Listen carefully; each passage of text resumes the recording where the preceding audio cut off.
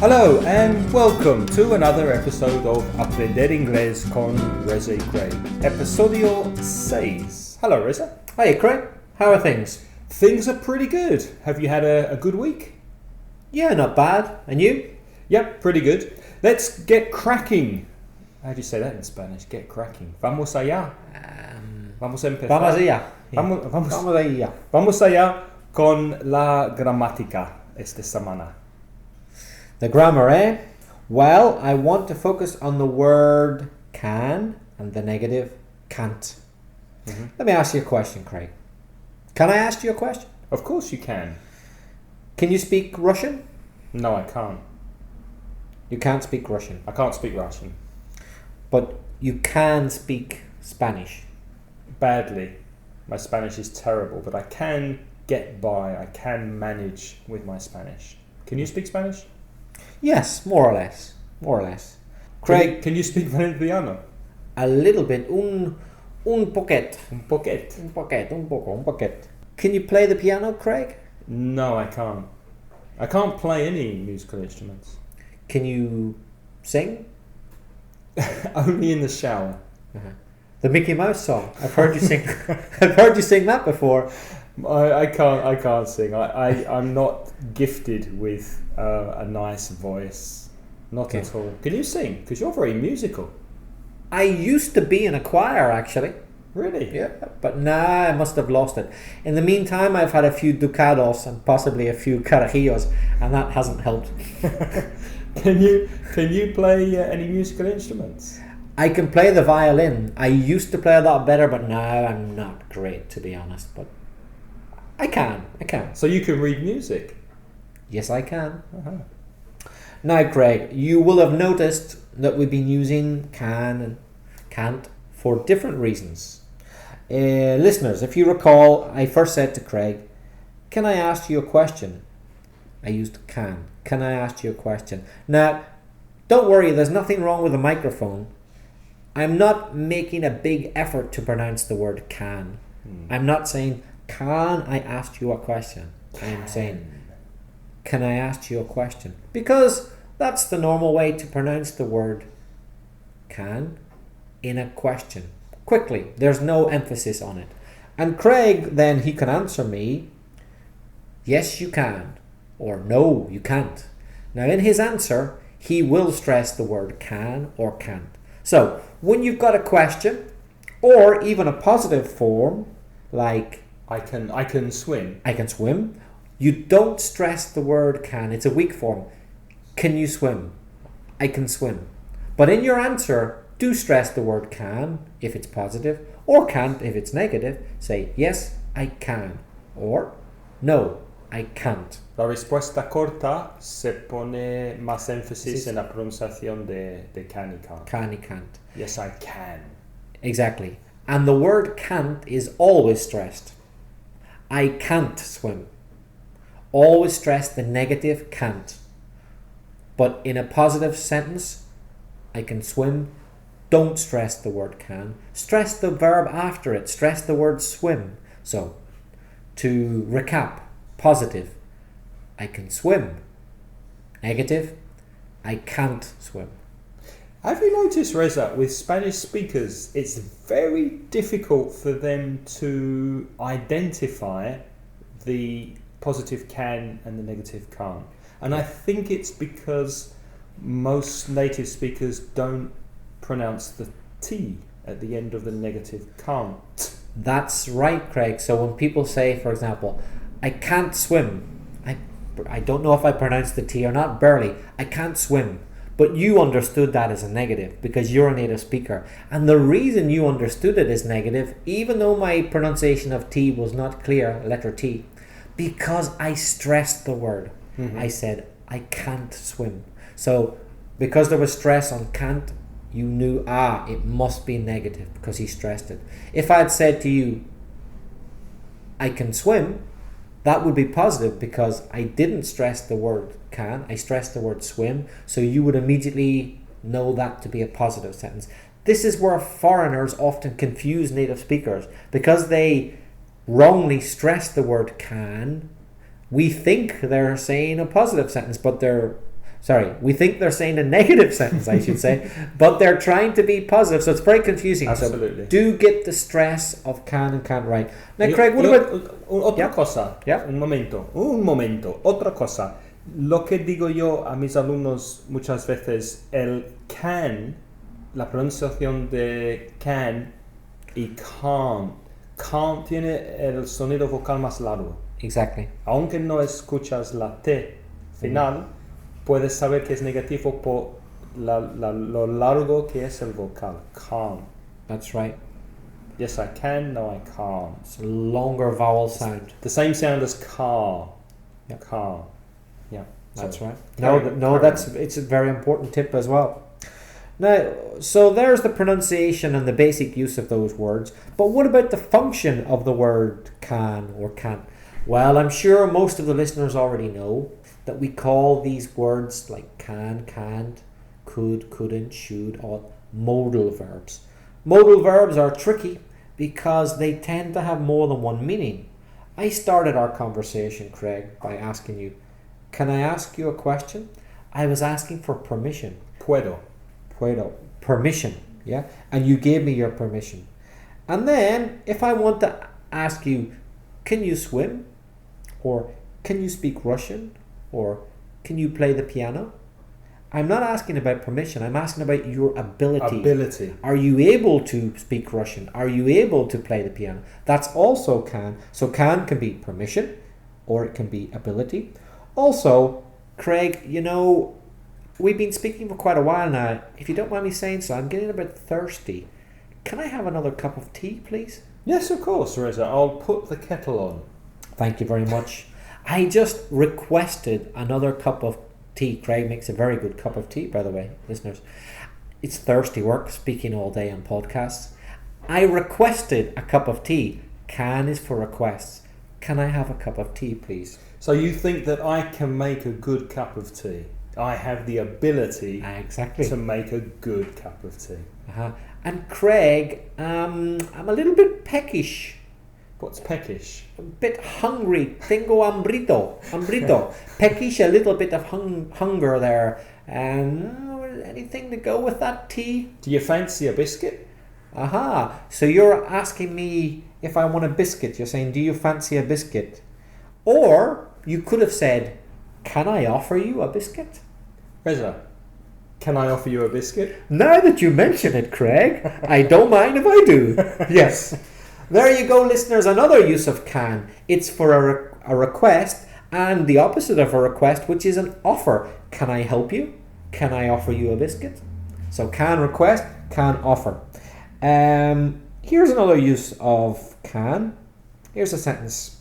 John can be very cold sometimes, but not always. Sometimes he's friendly. Let me repeat that. John can be very cold sometimes, but not always. Sometimes he's friendly. So can there. He can be very cold. That means there's a possibility. Or it has a tendency to be. Yes, but the word can shows that it's only a possibility. Sometimes you meet him and he's friendly.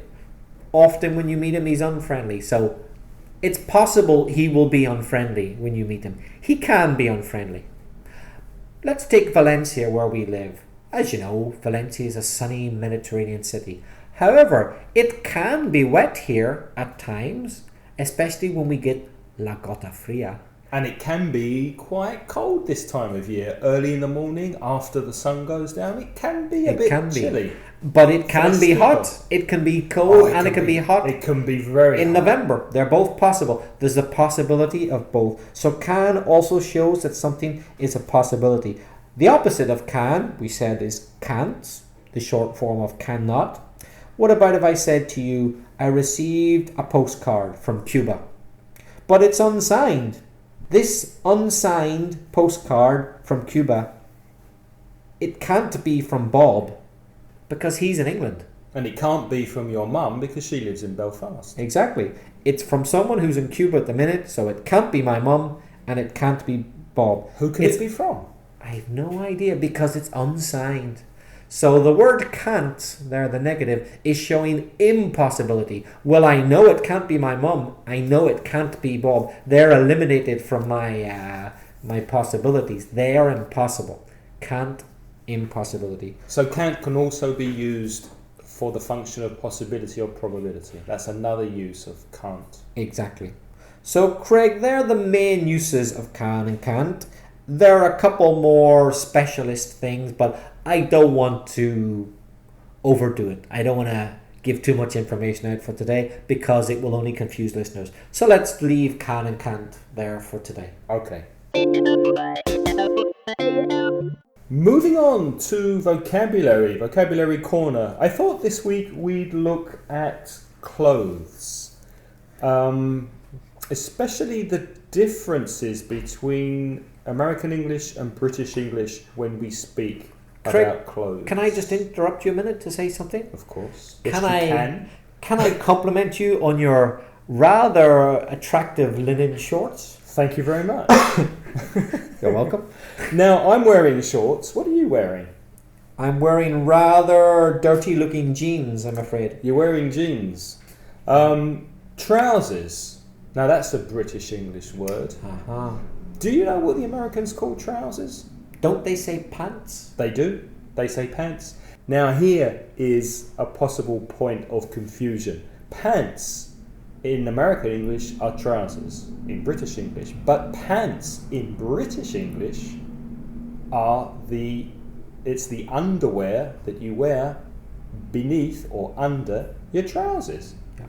However, in American English, pants are what we call trousers in British English. No. Yes, in American English. Pants in British English are shorts in American English. So an American man wears shorts under his pants. Okay. Isn't that confusing? Very confusing. Okay. So again, trousers, British English, pantalones.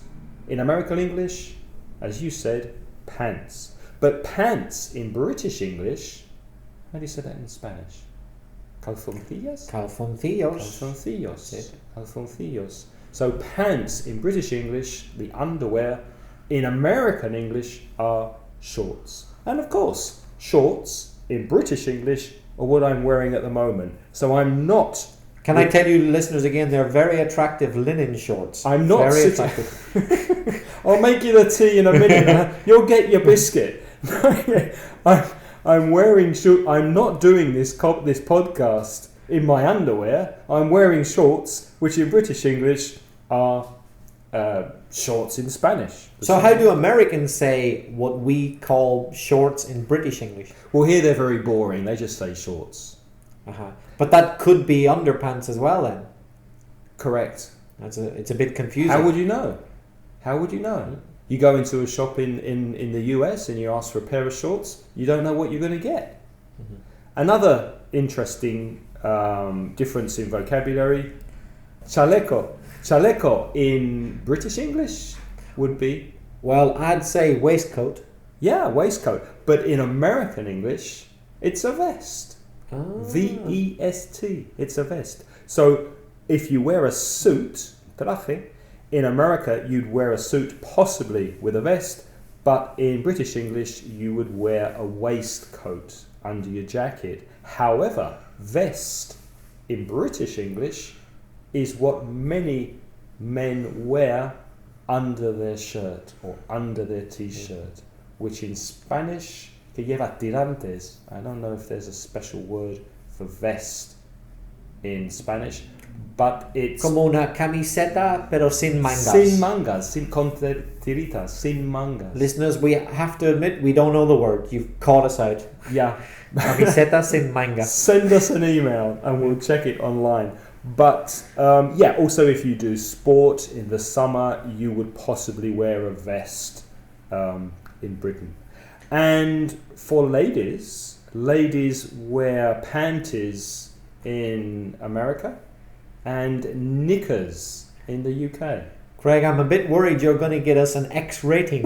Don't go much further there. I don't usually go much further than the knickers. And tights in British English are what ladies wear under their skirt, The Spanish word would be... Medias. Medias, thank you. Medias are tights in British English, and in American English, pantyhose. Yeah, so American ladies wear pantyhose. And obviously, the verb to wear, you wear clothes, which is llevar or llevar puesto. He's wearing blue trousers, he's wearing a black suit. And the phrasal verb to put on, poner ropa. So in the morning, I wake up and I put on my t-shirt, I put on my clothes, I get dressed in the morning. So Craig, it's first you put on the clothes, and then after that you're wearing them. So you put them on first, and when they're on, you're wearing them. Yeah, first I put the clothes on, and then I'm wearing them. And to stop wearing them, what do you do? Another phrasal verb. And what's that? Take off. Take off. I take off my clothes before I go to bed, and I take off my clothes before I have a shower. Craig, you're going to get us an X rating with all this taking off of showers clothes. and panties and vests and I know. X-rated podcast. Can I just assure the listeners we are fully clothed while doing this podcast? No, fully clothed. No animals have been molested during the making of this podcast. We're fully clothed. But if you saw Craig's linen shorts, you'd be find yourself provoked, let's say. By the way, you're wearing a very nice striped t-shirt today, Reza. Oh, thank you very much. Yes. It's very summer. It's very, very nice. Blue, black and striped and very, very fashionable. Thank you very much. Craig, I've got another question for you. I think you know more about American English than me. You've spent more time there. For a type of footwear, I would say trainers or training shoes, but Americans say something else, don't they? You've put me on the spot. I nearly said pumps, but pumps in American English are high-heeled shoes that ladies wear. So maybe in Britain we'd say pumps, sometimes as slang for training shoes. I think Americans say sports shoes. Have I not heard a word before, something like sneakers? Oh, sneakers. You're right. You're absolutely right. Isn't that zapatillas deportivas? It is. Sneakers. Are you wearing your sneakers today, Reza? Yeah. Yep. Are you wearing your sneakers? Sure am. Reza, what's the phrasal verb for this episode? The phrasal verb for today is set off. Set off. Now the word set, listeners may think they're not that familiar with the word set. However, let me tell you, if you were to look at the word set in a dictionary, you would find that it is an extremely common word in English. Yeah, there are many pages of set in the dictionary. Many pages. It has many meanings. Today, we're just going to focus on the phrasal verb set off and a few of its meanings. So, set off is very commonly used for journeys. To set off on a journey means to begin the journey. For example, we set off to Benidorm at 6 o'clock in the morning. That's when we started our journey. Set off. Because we're recording this podcast in my flat at the moment, and you arrived here, you got here at 11 o'clock. That's right. And you live in the centre of Valencia, and I live at the beach. The beach. So what time did you set off? I set off about 35 minutes before I arrived. 35 minutes. You set off about 25 past 10? That's right. Oh, okay. That's set off. Start the journey. Another meaning of set off is the general meaning of to activate something. For example, I accidentally set off the alarm. Right. I hit the alarm button accidentally and ding-a-ling-ling-ling-ling. I set off the alarm. I activated it. Have you seen these young kids running along the street in big cities hitting cars on purpose? They hit cars, they push cars to set off the car alarm. Just for fun? Just for fun. Wow. They set off the car alarms by hitting the cars as they ran past. Viewers, don't do that. We do not endorse that at home.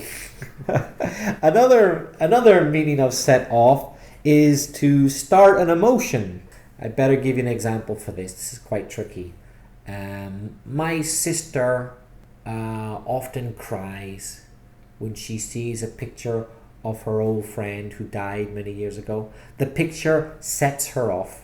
The picture sets off because her friend's dead now and they were very close. So the picture starts an emotion in her. It sets her off. It starts her crying. Es un ejemplo de cuando puedes poner el objeto entre el verbo y el partículo. Porque no puedes decir set off her. Tienes que decir it sets her off. Yes, always put the pronoun, nearly always, put the pronoun in the middle. Her in the middle with phrasal verbs. Another meaning of set off, not so common perhaps, is to make a good accompaniment or background for something. Let me give you an example sentence. The white background really sets off the figure in the picture. So if you can imagine a figure, a person, a single person in a picture, and behind them it's only white. So the white background really sets off the lone figure. It makes them stand out. There's another phrase of verb. Stand out. Destacarse. Destacarse. Yeah. So I could say that your old jeans really set off that wonderful t-shirt you're wearing. Exactly. They make a beautiful background to it. Thank you very much. Well, Craig, that's the phrasal verb for today. Set off. Set off. Well, let's set off on another pronunciation journey, and because we were speaking earlier about clothes, let's look at some pronunciation connected to clothes, and let's start with the word clothes because that's difficult for some Spanish people. Many of my students say clothes. Yeah. I suggest you imagine the TH is a V, una V. So it's much easier, I think, for Spanish speakers to just say clothes. And it's much clearer than clothes. So clothes. It's more difficult to put your tongue between your teeth and make the sound of clothes, and also make it voiced from the throat. So just imagine a V there, clothes. And they better be careful they don't say cloths, which is another meaning, isn't it? Trapos. Cloths, trapos. Cloths. Cloths with no E, just CLOTHS is the plural of cloth, trapo, trapos. So there the vowel sound is different. O for cloth and O for clothes. ¿Cómo se dice traje en inglés? How do you say traje? Suit. Suit. So it can be a noun, a suit. I wear a suit for work. But suit can also be a verb. Razor. Can I say for... Oh, go That's ahead. another... Go on. You got me. Go on, you use the example. You Well, it just came to me, Craig. I was looking at once again at your linen shorts and I thought, suits you, sir. Suits you. Suits you, sir. I think your t-shirt really suits you. It looks good on you. So if something suits you, the verb, te veo bien or te va bien. te va bien, it suits you. Now don't confuse to suit with to fit, because suit is the appearance of the clothes on the person and fit es el tamaño. So Reza, do these shorts fit me? They're a perfect fit. Perfect fit. They're just right for your waist. Not too big, not too small. They're my size. So if something is your size, it fits you. And the negative, it doesn't fit you. And the question, does this fit me? Chandal. What's chandal? Chandal, tracksuit. Tracksuit. So another use of suit in chandal, tracksuit. Tracksuit top or tracksuit bottoms, tracksuit trousers. Another difficult word for Spanish speakers sometimes, and we've had this word before when we looked at the S sound. The shoes you wear at home in your house. Slippers. Slippers. Not a slippers? Not a slippers, just slippers. Where are my slippers? Under the bed. And remember, with words like jeans, glasses, shoes, slippers, plural words connected with clothes, use a pair of, or just the plural with no article. So it's wrong to say a slippers, a shoes, a glasses. You must use just the word, where are my shoes? I bought some new slippers, or a pair of shoes, a pair of slippers, high-heeled shoes, con tacones, high-heeled shoes, and striped is another difficult word to pronounce. Reza's t-shirt is striped. Tiene rayos. Tiene rayos, sorry. Stripe, rayo. Tiene rayos. Oh, raya, sorry, raya. Raya. Tiene rayas. Está rayado. Tiene rayas, a striped shirt. And finally, a man wears a shirt, but a woman wears a blouse. Blouse. B-L-O-U-S-E. Another difficult word for Spanish people to pronounce sometimes. Blouse. That's a lovely blouse you're wearing. Craig, I've heard an expression many times in my life, not often directed at me. Perhaps you'd like to explain it to the listeners.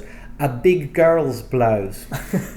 Can you explain that to the listeners? I think that's a northern expression. I haven't heard that for years. Well, your big girl's blouse. Doesn't it mean a little, not effeminate, but not very manly? That's it. So it's an expression used for men, not for women.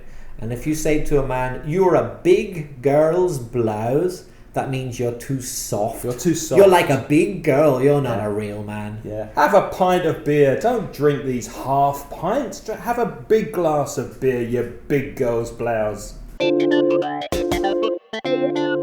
Reza, what's your top tip this episode? Well, it's a very quick tip today. Simply this. English speakers like to generally be polite and indirect. I don't know if that's a good thing or not, but it's true. So my tip is use language to be polite or indirect most of the time by using negatives. Let me explain myself. Imagine someone was wearing clothes that I didn't really like, and they asked me, how do I look in these clothes?